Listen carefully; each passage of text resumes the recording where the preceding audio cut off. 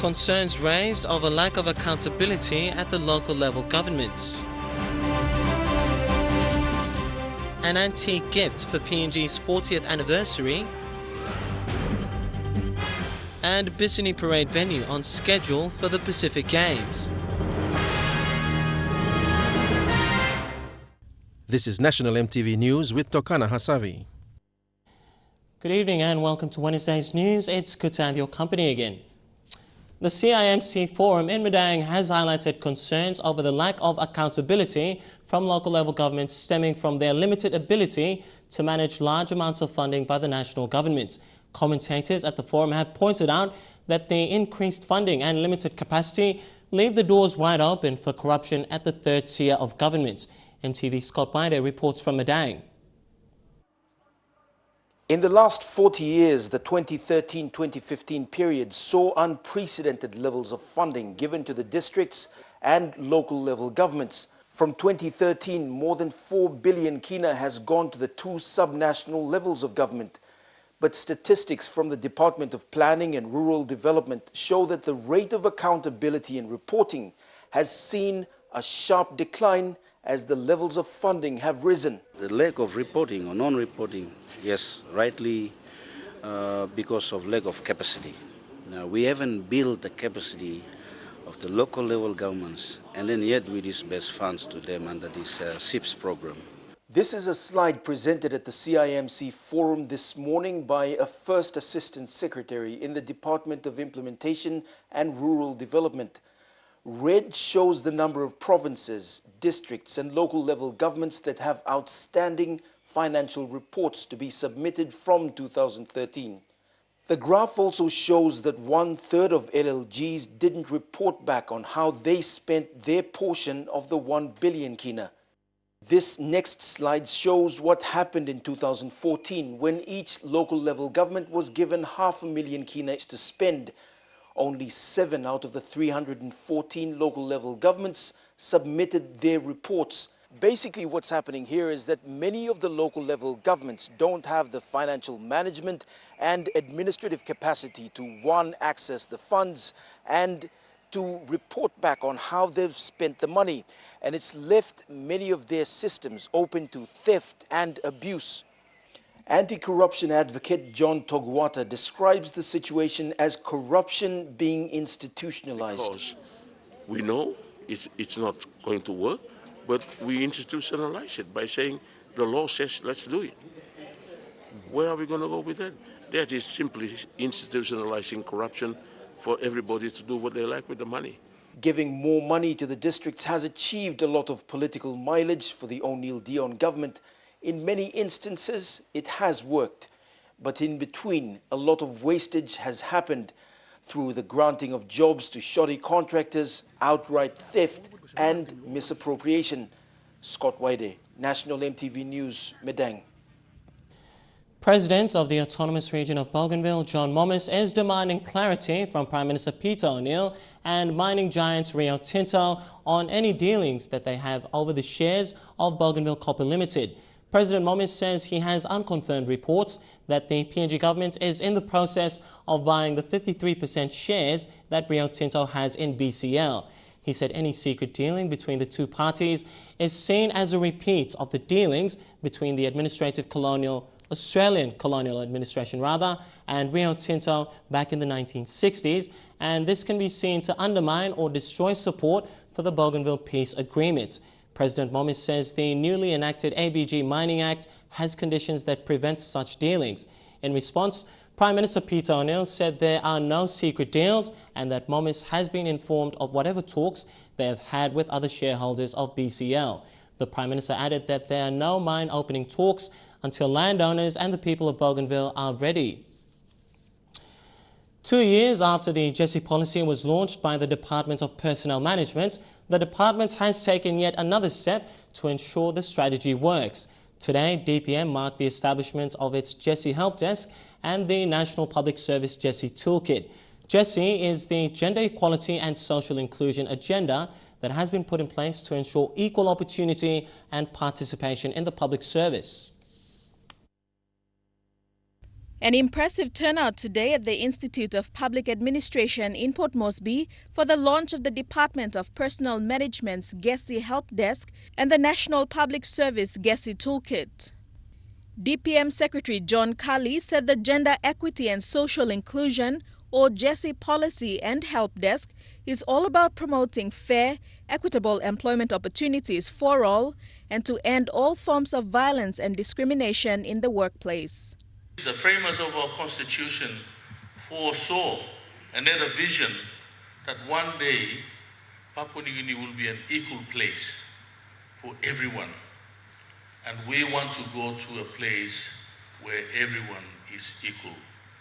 With the introduction of a GESI help desk, officers who have become vulnerable and fallen victims to gender-based violence can now be encouraged to break their silence. They can report occurrences of sexual harassment, domestic violence, and all forms of discrimination in the workplace that may affect their ability to work freely within their organizations. Minister for Public Service Sir Puka Temu said it's important to implement the policy. This policy allows us to help people, bring them to the same starting line. We must help bring people to the same starting line, wherever, whatever their backgrounds have been. DPM has been challenged to increase women's participation by 15% and to increase the number of women in leadership by 30%. Sir Puka reiterated that good governance was all about creating equal opportunities for its citizens. He said they are looking at every avenue possible in ensuring a more effective public service, and the GESI Help Desk and Toolkit will contribute towards this solution. Delhi Bagu, National EMTV News. Southern Highlands is well known for its law and order problems, including tribal fights. However, one local couple is determined to change this perception by adding a landmark to the face of Mendi Town, the new Mendi Travellers Inn. Peter and Rose Nupiri have invested 4 million kina in this mini 5-star hotel. To them, it's determination and love for their province that have driven them to take that risk. Our reporter Michelle Amba interviewed them, and she brings you tonight's MTV News special report. For many, especially first-timers, starting up a business in Mendi would not be an option due to constant law and order problems. There are countless Southern Highlanders who have moved away to either Lae or Port Moresby to run and operate businesses. Many more educated elites from the province had opted to settle in other provinces due to the fact that Southern Highlands is regarded as the last of all the Highlands provinces in terms of where it is geographically placed. Despite all this, Rose and Peter Nupri decided to take the risk by investing in the hotel business, an industry which they say is lacking higher standard of services in Mendi. Infrastructure development projects that's happening around the place, there will be the demand for, better, higher standard accommodation, and we definitely saw that need. It's a sad story. It's a car. It's like people has come and gone, and everyone's been thrown out in the wilderness. They also saw the need for increased business activities in Mendi, a place that has been neglected by its own people. This investment will provide employment for more than 50 local people, in turn directly benefiting their families. Being aware of the type of market that they were entering into did not stop them from moving ahead with the project, which finally saw its opening on the 10th of April. Put up something so expensive like this in Mendi, where you're not going to, make money out of it. That's why people think that they may not talk to, but they think, they're crazy to put up something like this, Those criticisms were there, but that is a common sense. To think of putting something outside, we always wanted to start something from home, in where we come from, and then go, like other people going somewhere and put things, and they just come home for holidays and stuff, but we wanted to start from home. Prime Minister Peter O'Neill plus 2 state ministers, Francis Awesa and James Marape, including the Governor William Powi, officiated at the opening. Owner of Kibru Lodge in Mendi and Works Minister Francis Awesa welcomed the competition and encouraged more business activities. A Southern Highlander himself, Prime Minister O'Neill wants all Southern Highlanders to help in changing the perception of Mendi and the province. Emi need him support business and also man. Emi need him support blow yumi yogata. There's la business, but kerabim name blow yumi yogata. Ino name blow Peter Nubri want a family blend. No God. And but kerabim name blow province, Mendi town, na online blow yumi yogata. Lo yumi make him show him. Rest of the business community want them country. Also Mendi emi come up or some place where yumi can come. Creative environment here, long attractive money come inside. And Kyle Hotel and facility, long kiss him, no money come inside long Mendi. I mean encouraging people long Mendi and Southern Highlands and people of Hela that no can sit down, now wait, long government, long give him free money lo you. Government and long make him road, school, housing or some. Money and stuff long place. You look at him law and order, now you make him kind of facility, but more man come inside, more opportunity, long man come using facility, and throw my money back into society. Time of Tawan Jimmy, long Mendi, or long Southern Islands. The new priests are satisfied after seeing the completion of the hotel, but the market that they have entered into is still unclear for this couple who have invested in a location where business activities are slow, unlike Mount Again and Goroka. Michelle Amba, National EMTV News. Ahead in the news, we'll give you all the updates of the Oil Search Baton Relay and PNG's 40th anniversary gift. Stay tuned for those stories and more.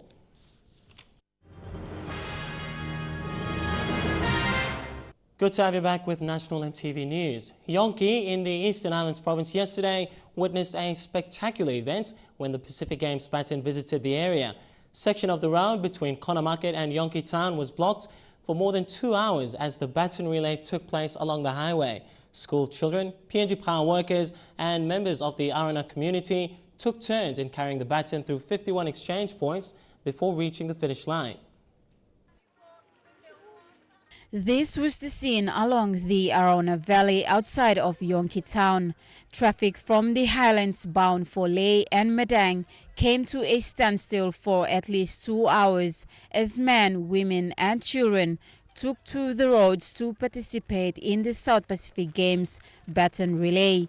Despite Tuesday's overcast, those who have taken part in the event will remember the day for a very long time. The PNG Power at Yonki played host to the baton relay, and even the baton was ferried across the Yonki Dam. The event also marks PNG Power as the platinum sponsor for the coming South Pacific Games.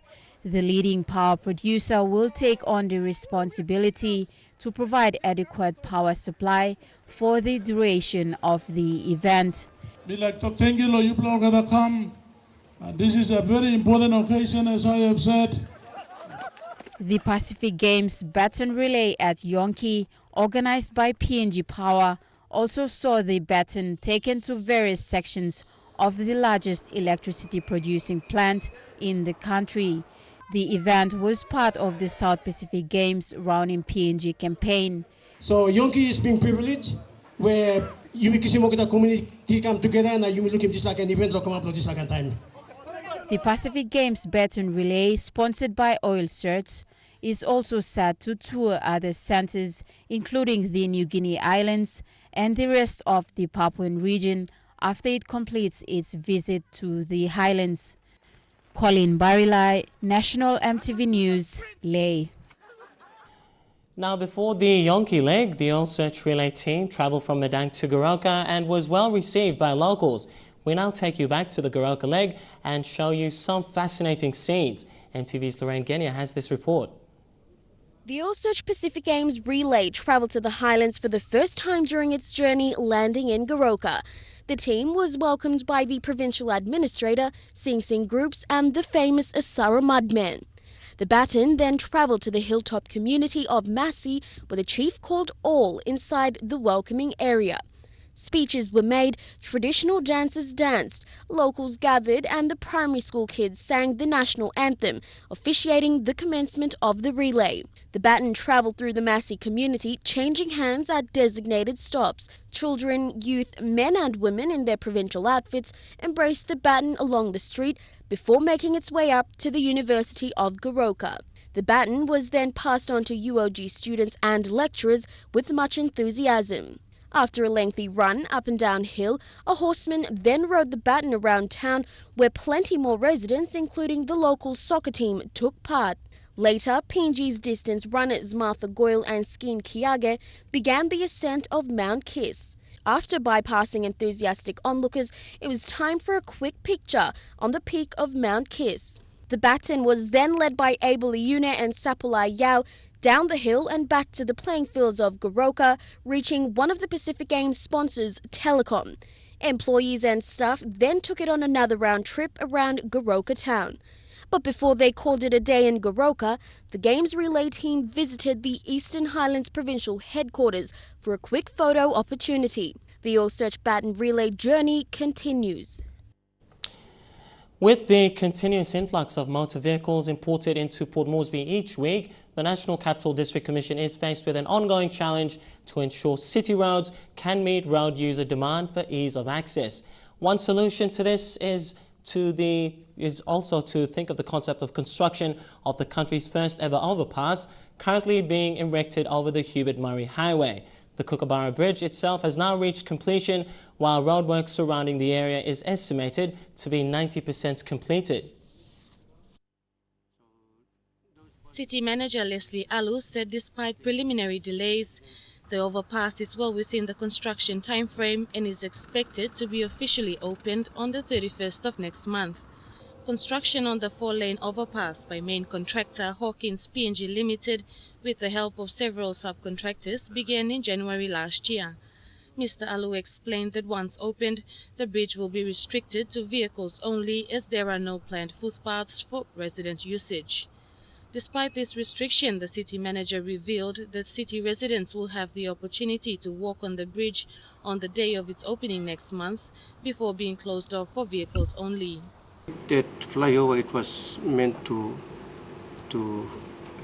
reduce the traffic congestion that we are having on that particular highway.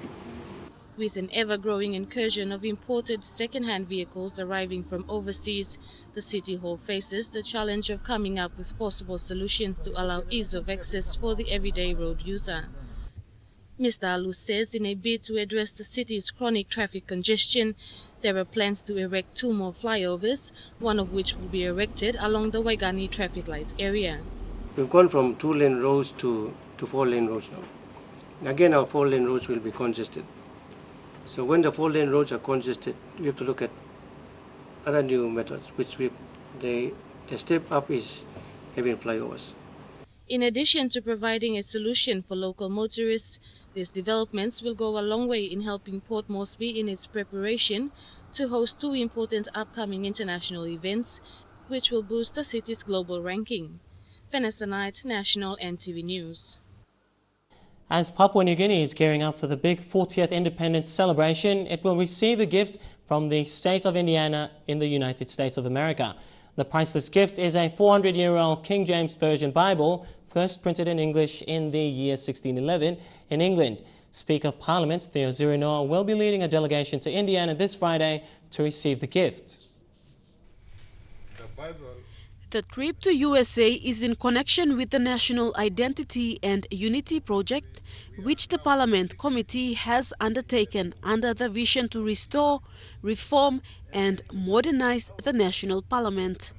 The Speaker will be leading a delegation of 6 parliamentarians, including more than 30 pastors from a group called Body of Christ, a group made up of pastors from different denominations around PNG.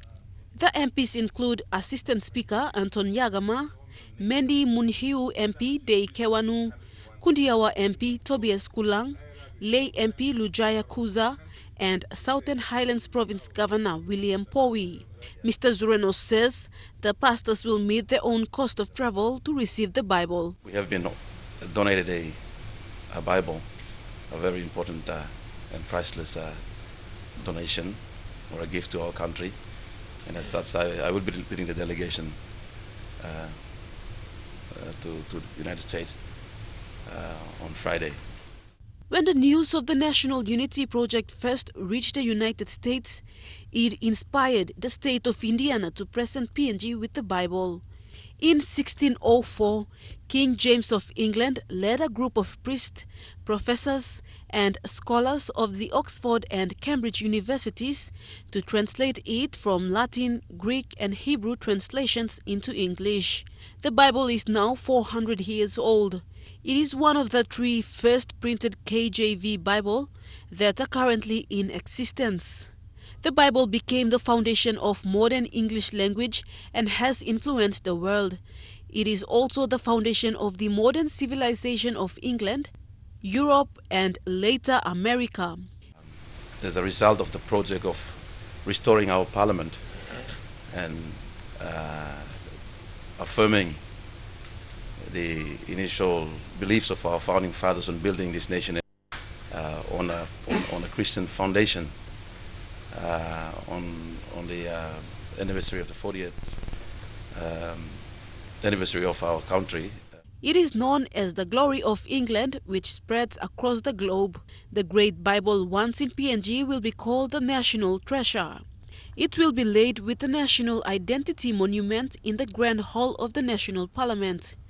The official opening of the monument and the procession of the Bible to the Parliament House will be held on the 16th of September this year. The delegation will be leaving for US this Friday and will be back on the 27th of this month. Vasinata Yama, National EMTV News. 3 emerging PNG leaders employed by Bank South Pacific Limited will be attached to the Bank of Philippine Islands for the next 3 months. It's part of the bank's leadership development program to mentor and develop staff to take on senior and executive leadership roles. BSP Chief Executive Officer Robin Fleming explains that BSP's focus now is to improve its sales and service capabilities, and to achieve this, BSP is committed to investing in its greatest asset, human resource. Bank South Pacific regards skilled, trained and motivated staff as key to addressing today's banking challenges. This is why 3 years ago, BSP started its leadership development program to mentor and develop their staff. It's a very, very important step in both their own career development, their personal development, and going to an overseas country is a very exciting time. And for BSP, it's also equally important that we share with them our own thoughts, good wishes, goodwill, and help and encourage them to enjoy the experience, to learn greatly from the opportunity that's been provided. So I look forward to this opportunity and come back. Alex Rogea, Head of HR Strategy and Change. I'll definitely come back with a lot of learning. Nuni Kulu, Southern Region Area Manager. It is a tremendous opportunity. And Rebecca Senge, Senior Manager Operational Risk, are the 3rd batch to be on overseas secondment. They will be attached to the Bank of Philippine Islands for 3 months. The rapid pace of change in the financial industry and the increasing complexity of the industry means that BSP staff need exposure to international markets to broaden their outlook and vision. BSP said this international exchange will provide an additional dimension to the development of our people. Delhi Bagu, National EMTV News. And now check out the finance news. The kina closed unchanged at $0.3725 in the interbank market. At Bank South Pacific, the kina was fetching $0.365 $0.4758 Australian dollars, €0.3384 and 43.14 Japanese yen. Looking at commodity prices at New York close, gold closed the day lower, while coffee, cocoa and copra closed the day higher, and palm oil and copper closed lower, while crude oil closed the day higher. And finally, on the stock market, the Dow Jones closed at 59 points higher, the ASX closed at 21 points lower, and the All Ordinaries closed at 40 points higher. Still ahead on National EMTV News tonight, Sohe MP to face the Leadership Tribunal, investigations into the Nakia housing scheme, and primary teachers address illiteracy in Leh City. Stay with us. Good to have you back with the news. SOHE member and Minister for Religion, Youth and Community Development, Tilala Gore, will face the Leadership Tribunal. The public prosecutor, Pondros Kaluwin, has requested the Chief Justice, Sir Salamo India, to appoint an appropriate leadership tribunal to deal with her allegations. The allegations relate to misconduct in office and failure to follow safety regulations to switch off her phone while on board an Air Niugini plane. Mr. Kaluwin said there is sufficient evidence that warrant the matter to be referred to the Leadership Tribunal. Staff of the National Agriculture and Quarantine Inspection Authority has questioned investigations into the Nakia housing scheme. They claim the investigations are taking longer than expected and want the Acting Managing Director, Joel Alu, to clear the air. Mr. Alu told EMTV News the matter is before police for investigation and staff should refrain from questioning the outcome of the investigation. Mr. Alu says the investigations are at an advanced stage. He says the Fraud and Anti-Corruption Directorate are establishing forensic photographic evidences from various sources. The investigation process may take longer than expected, but Alu is confident it will be done. He advised his staff that have raised concern on the delay in the investigation to refrain, as it is now a police matter. The decision to act was made after contractors failed to complete the project. The project is the first for Nakia, costing 2.7 million kina, which was approved by the Nakia board in 2011. Mr. Alu has also responded to serious allegations leveled against him by a terminated staff. David Kandiu, who was terminated on administrative matters, raised allegations of nepotism and misuse of funds by Mr. Alu. During its function, he took a trip 2 weeks at the expense of Nakia. Why he went there? And no report, no nothing. Mr. Alu says all staff were employed on merits and allegations by David Kandiu are misleading. Mickey Cavera, National EMTV News. Primary school teachers in Leh District have gathered for a 4-day workshop to discuss ways to deliver effective teaching to students.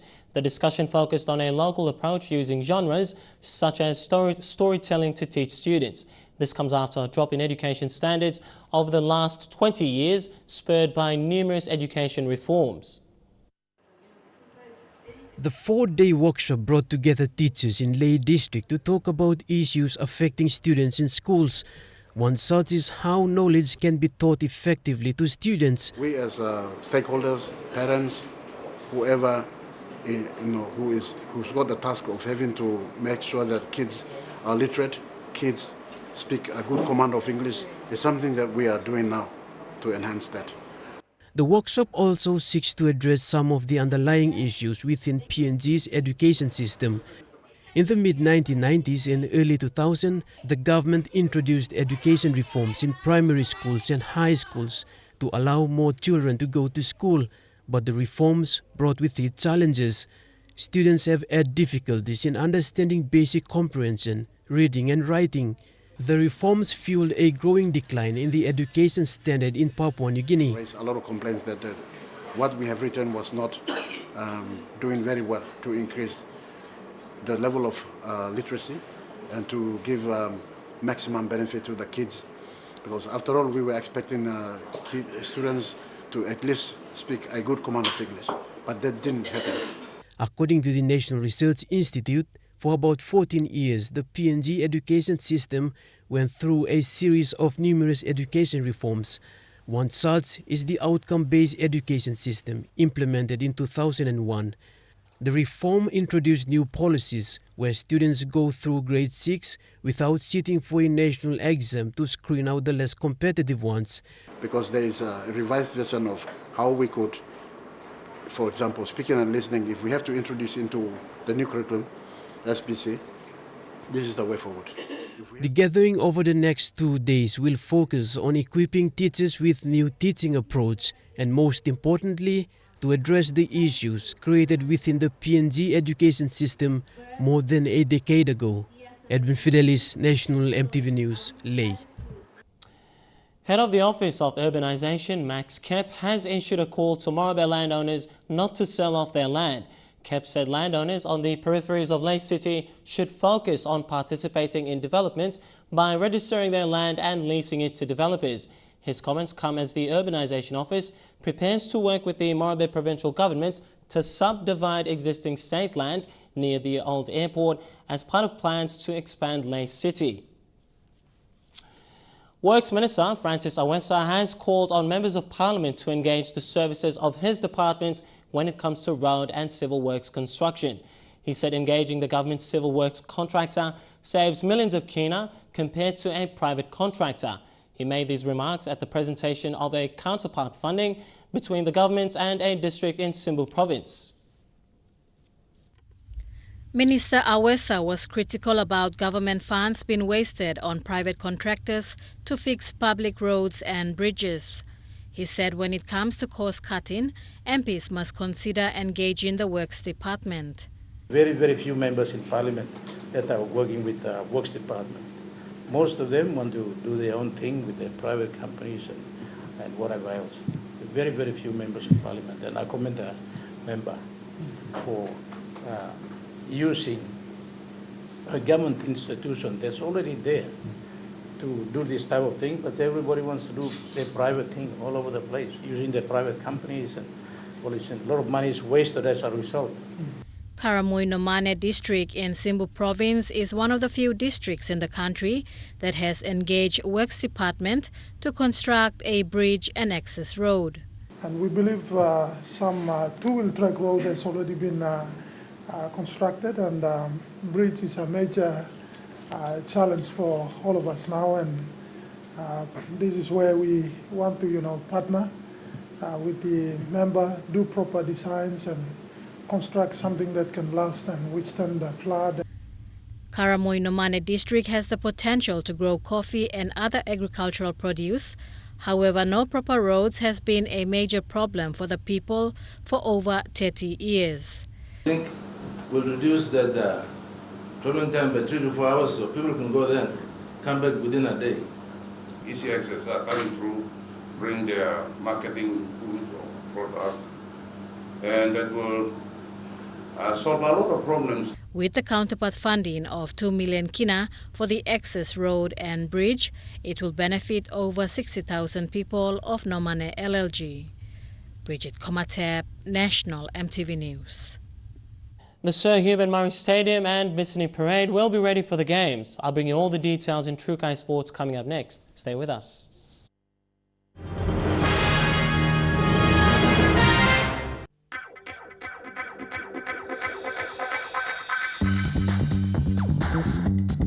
Trukai Sports.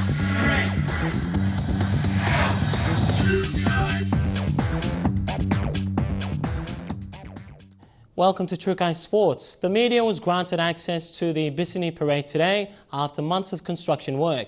In a race against time, the venue which will host rugby sevens, softball and cricket come July has taken form. 8 fields have already been grassed, while the remaining 2 fields are yet to be completed, which will be completed in the coming weeks. Paul Stargroth, head of the games, head of the Venues and Infrastructure Executive Committee, said the venue would be ready for handover by the 31st of May. The Bisini Parade will be the centre point for field sports in Papua New Guinea after the completion of construction work. Head of VIAC, Paul Stargroth, said once the sporting infrastructures are complete, they will be maintained in top condition. Each venue will have their own maintenance team that run through the games until after the games. Meanwhile, Sports Minister Justin Chachenko says the Bisini Parade is one of the many venues that will contribute to the long-term development of sports in Papua New Guinea. 3 solid months, end of April, 2 weeks to go in April, May, June, July,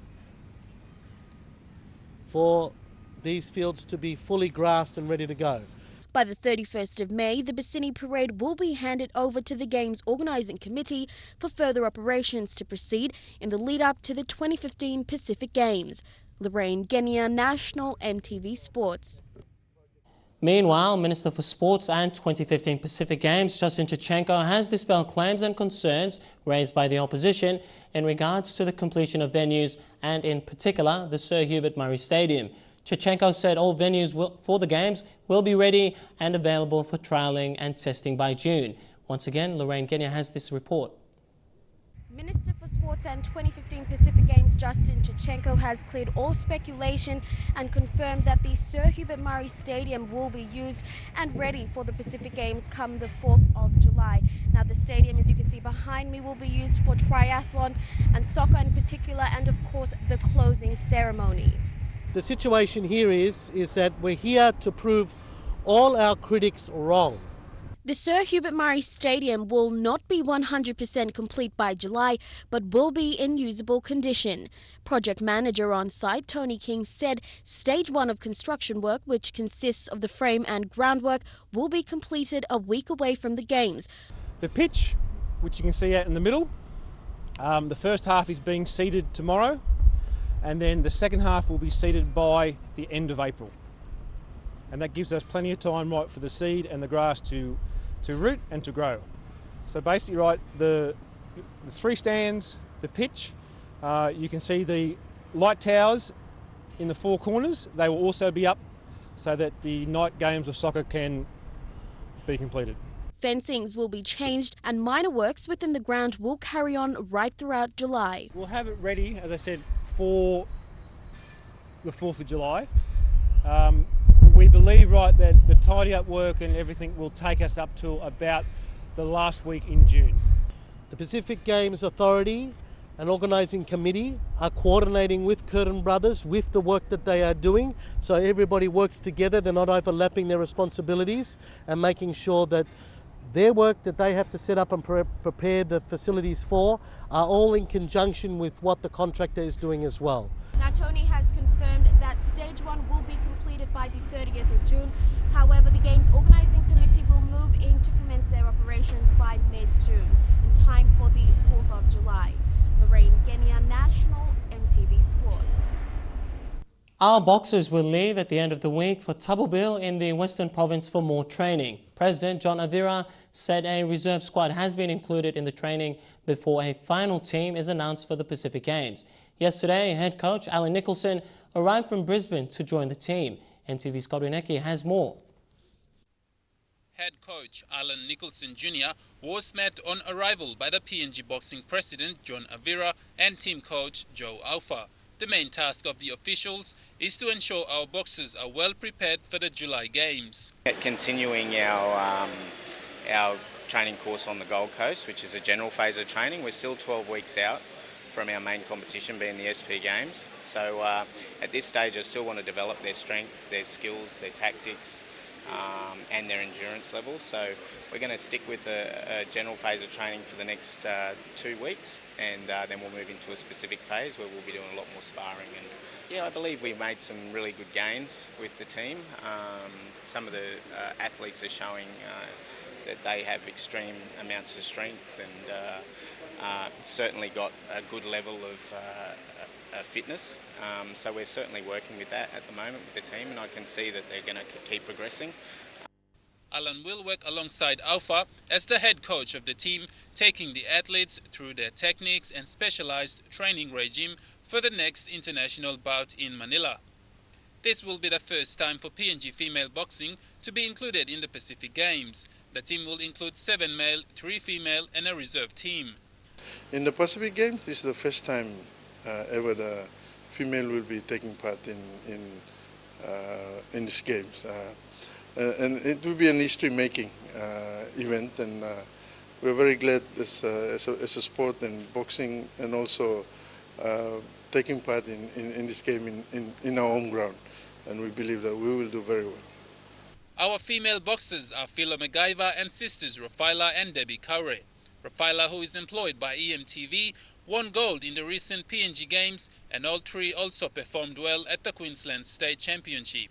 After completing their training in Tabubil, the team will head for Manila and Beijing for 2 more international competition before returning for the Pacific Games. Godwin Eki, National EMTV Sports. And True Kai Sports continues after the break. Stay tuned. True Kai Sports. Good to have you back with Trukai Sports. And in Rugby League, round 1 of the Digicel Cup is set to kick off this weekend in 5 venues across the country. The change in playing format last season has driven the competition to be innovative and increased the prospects of clubs participating. This weekend, in front of a home crowd in Minj, Wagitumbe will make their debut when they face Simbu Lions. After successfully winning their bid, Wagitumbe will make their debut in this year's semi-professional rugby league competition, the Digicel Cup. While the excitement is high, their expectations are simple. Debut seasons for any club in a tough competition will always raise a lot of prospects. Defending champions Hela Wigmen are no strangers. Despite losing their grand final last year, competition favourites Gurias have revamped their team with a young lineup and are adamant of retaining the title this year. Even though we have new recruits this year and we have some few experienced players, we have been training for almost 3 months now. So this year our goal is to take back the cup to Bisini Parade. Playing format of the competition sees no changes as teams are placed in their respective pools. Kicking off round 1 this weekend in Kokopo, Gurias will take on Issa Pairs. In Goroka, the Lahanis will face Snacks Tigers. Debutants Wagitumbe will hope to please the home crowd as they take on Simbu Lions in Minj, while Mendi Muruks will go up against Hagen Eagles in Mendi and Miox to face Wigmen in Wabeg. Scholar Segi, National, EMTV Sports. And that's how we wrap up the sports segment tonight. Coming up next, the weather details. Stay tuned. Trukai Sports.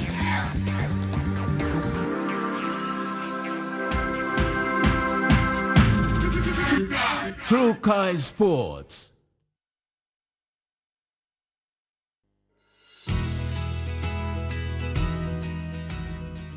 A quick look at the weather forecast for tonight and tomorrow in southern region, the nation's capital. Possible evening showers. In Momase, mostly fine, expected in Madang, Wewak and Vanimore. In the New Guinea Islands, mostly fine as well in Kavieng, brief evening showers in Loringa. And lastly, in the Highlands region, fine then morning fog, expected in Kundiawa and Goroka. Before we go, quickly recapping our main headlines tonight. Concerns raised over lack of accountability at the local level governments. Also, an antique gift for PNG's 40th anniversary, and Bisini Parade venue on schedule for the Pacific Games. Well, that's been the bulletin this Wednesday. I'm Tokana Hasavi. As always, thanks heaps for your company. You take care and stay safe. Good night.